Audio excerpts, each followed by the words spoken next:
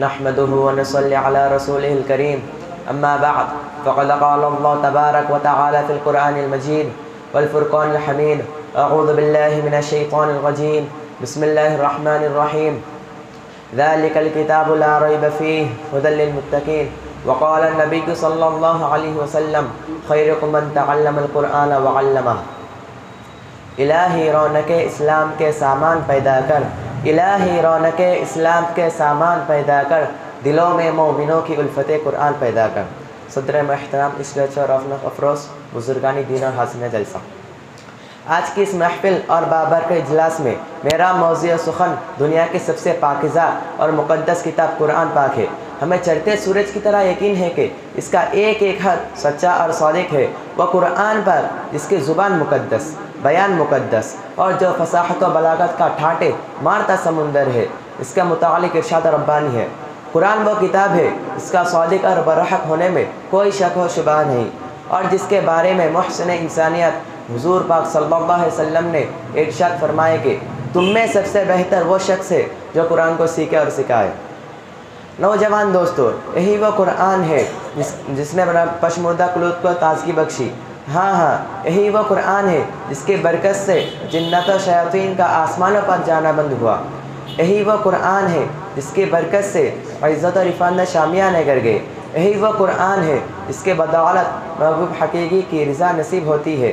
یہی وہ قرآن ہے جو سچائی اور امانت داری کا درس دیتا ہے۔ یہی وہ قرآن ہے جس کے بدولت عمر فاروق رضی اللہ عنہ کو ایمان نصیب ہوا۔ یہی وہ قرآن ہے جس کے نصیر پیش کرنے سے سارے دنیا عاجزہ قاصر رہی۔ یہی وہ قرآن ہے جس کا مثل پیش کرنے سے عرب کے فصیح و بلیغ کا دعویٰ کرنے والوں نے گھٹنے ٹھیک دیے۔ یہی وہ قرآن ہے جس نے ضلالت و گمراہی کی دلدل میں پھنسی ہوئی انسانیت کو رشد و ہدایت کا پیغام سنایا۔ یہی وہ قرآن ہے جس کی حفاظت کا دعویٰ خود خالق کائنات نے فرمایا۔ یہی وہ قرآن ہے جس کی تلاوت میں دلوں کے واسطے فرحت و بشاشت کا سامان ہے۔ یہی وہ قرآن ہے جس کے برکت سے عجر چمن میں بہار پیدا ہوئی۔ حضرات، قیامت کا میدان اور ایسے 10 آدمی جن کے لیے جہنم واجب ہو چکی ہوگی، حافظ قرآن اپنی رب کی بارگاہ میں سفارش کرے گا اور پروردگار عالم اس کی سفارش قبول کرے گا، اور ان کو ان حافظ قرآن کی برکت سے نجات عطا ہوگی۔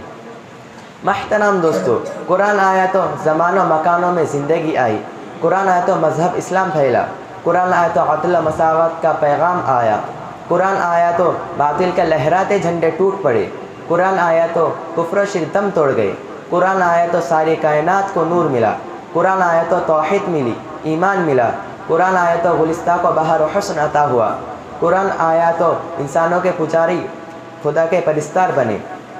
مگر افسوس، صد افسوس، ہم نے قرآن کے دامن مقدس کو ترک کر دیا، ہم نے اس کی پاکیزہ تعلیمات کو بھلا دیا۔